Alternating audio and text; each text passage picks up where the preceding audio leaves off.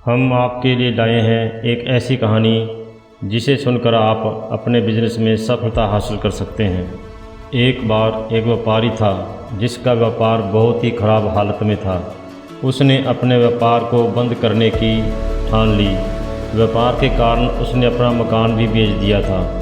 अब वह बेघर हो गया था। काम बंद हो जाने से वह डिप्रेशन में आ गया।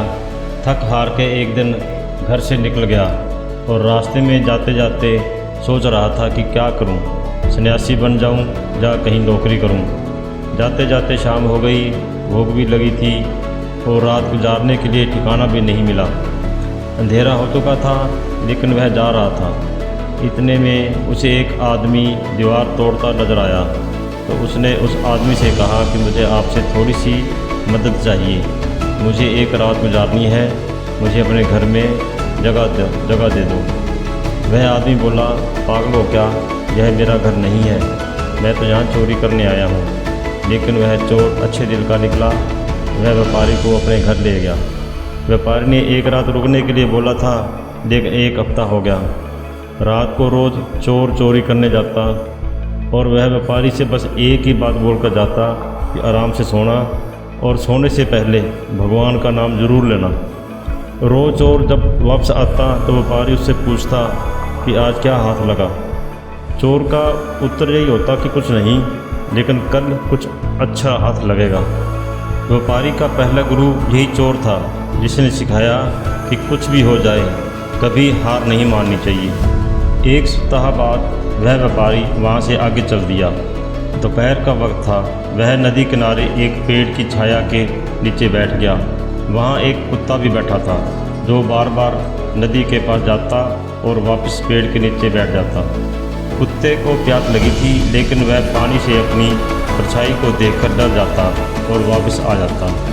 वह व्यापारी यह सब कुछ देख रहा था। एक बार कुत्ते ने हिम्मत करके नदी में छलांग लगा दी और अपनी प्यास बुझा ली। व्यापारी का दूसरा गुरु ये कुत्ता था जिसने सिखाया कि सफलता पाने के लिए कुछ अधिक ऊर्जा लगाकर छलांग लगाने की ज़रूरत होती है। व्यापारी आगे चल दिया। शाम हो गई थी। वह एक गांव से गुजर रहा था। रास्ते में एक बच्चा मोमबत्ती को जलाकर आगे जा रहा था।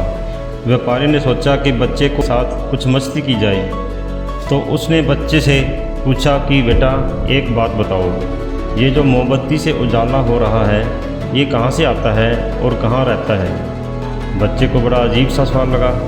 थोड़ी देर सोचने के बाद बच्चे ने मोमबत्ती को बुझा दिया और बोला, ये उजाला जहाँ चला गया वहीं से आता है। तो उस व्यापारी का तीसरा गुरु ये बच्चा था जिसने यह सिखाया कि कभी भी अपने आप को सर्व बुद्धिमान मत समझो। हो सकता है कि सामने वाला आपसे भी ज़्यादा बुद्धिमान हो और कभी भी अपने आप पर घमंड नहीं करना चाहिए। ये सब देखकर व्यापारी के अंदर पॉजिटिविटी आ गई और वह दोबारा से पॉजिटिव सोचने लगा और एक बड़ा वह सफल व्यापारी बन गया। दोस्तों, हमें हमेशा मेहनत करनी चाहिए, पॉजिटिव सोचना चाहिए और कभी भी घमंड नहीं करना चाहिए। इसी कहानी से हमें यह उपदेश मिलता है। यह स्टोरी आपको कैसी लगी एक प्यारा सा कमेंट ज़रूर करें। चैनल को सब्सक्राइब करें और इस वीडियो को शेयर ज़रूर करें।